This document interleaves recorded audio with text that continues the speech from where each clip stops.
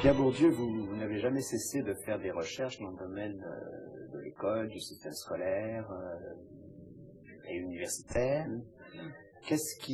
Pourquoi est-ce que ce domaine vous intéresse tant et qu'est-ce que vous pensez avoir découvert de fondamental dans cet ordre d'idées? Du point de vue d'une sociologie explicative, enfin, qui rend compte de ce que les gens font, il est capital de voir comment ils sont faits.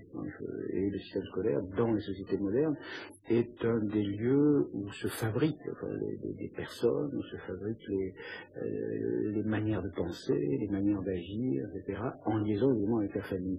Donc il n'est pas possible d'étudier sérieusement le monde social, le fonctionnement du monde social, sans étudier cette institution où les gens se fabriquent et où se fabriquent aussi les différences sociales labellisées, légitimes. C'est-à-dire, c'est là que se fabriquent les titres scolaires qui sont en même temps très souvent des titres professionnels, qui sont des titres donnant droit à profession.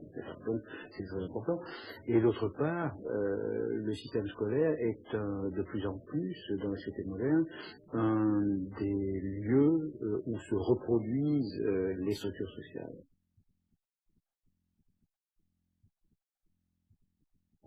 Dans toute l'histoire, enfin, toute la tradition intellectuelle, les historiens en particulier, on s'est intéressé à ce que j'appelle les stratégies de reproduction, c'est-à-dire les manières dont les groupes sociaux assurent leur continuité. L'exemple par excellence étant les stratégies successorales, mais il y a aussi les stratégies matrimoniales, comment on se marie, le mariage étant une manière de se reproduire biologiquement, mais aussi de reproduire les homogénéités, les différences sociales, etc. Voilà. Donc le système scolaire est tout à fait central pour comprendre les sociétés modernes. Oui.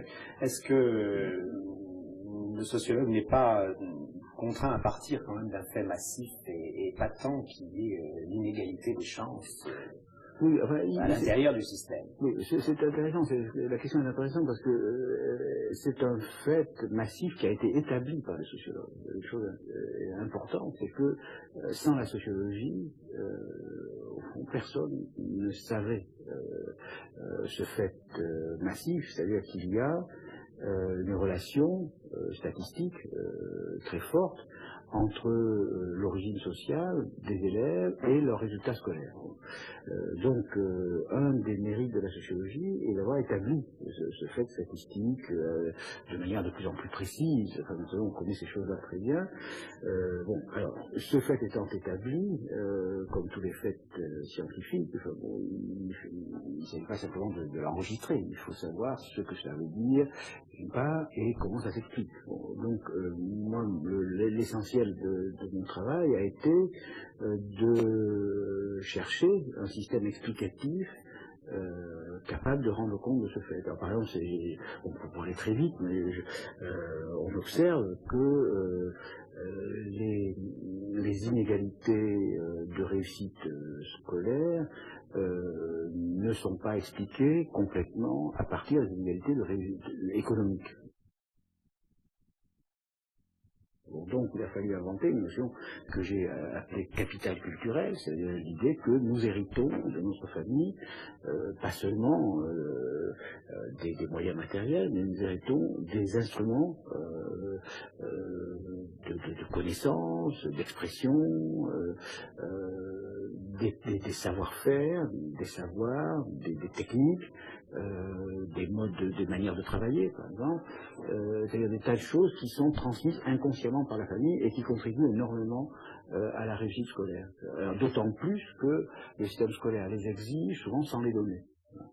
Alors là, je prends un exemple simple, qui est celui des techniques de travail. Par exemple, je pense que un des avantages majeurs des enfants des catégories intellectuelles, par exemple, outre le fait qu'ils entendent dans leur famille un langage qui est assez proche de celui qui se parle à l'école et que l'école exige, outre le fait qu'ils ont une attitude de rapport à la culture, des intéressés, etc., très proche de ce que l'école demande, il y a le fait qu'ils reçoivent de leur famille des indications, pour ne pas dire des incitations, concernant la manière de travailler, la manière d'organiser le travail, dans le temps, laisse tomber ça, fais plutôt ça maintenant, alors là tu ferais mieux d'aller jouer au foot, t'es trop fatigué, bien fais d'abord ça puis fera ça après, etc. Bon, ces choses-là qui sont apparemment très peu de choses, presque rien, en fait, me semble-t-il, sont parmi les facteurs de différenciation décisifs.